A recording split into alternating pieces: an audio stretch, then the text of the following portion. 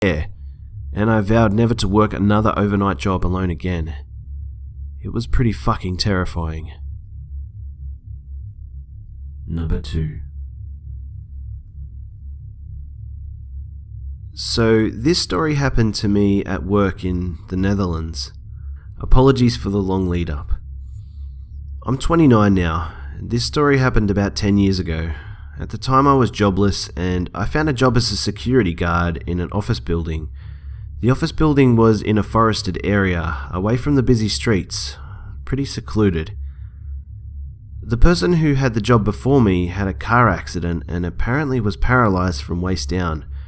Nobody was interested in the job since you worked during the night and the office building was so big, it was just boring as hell. But hey, a job is a job, I guess. Once I started, a supervisor worked with me for about a week and told me what to do. This was my first night working by myself.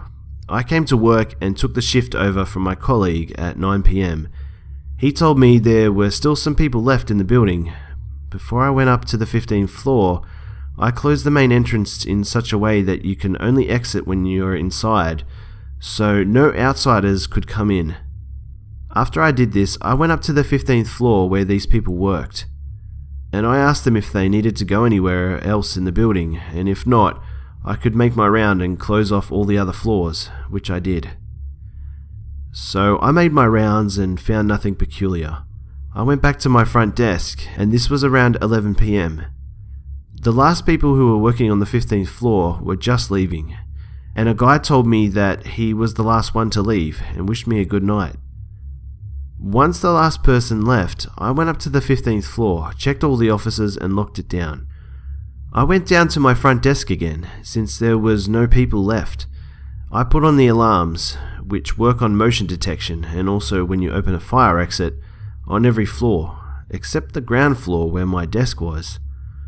Within 5 minutes, I put the alarm on all the floors.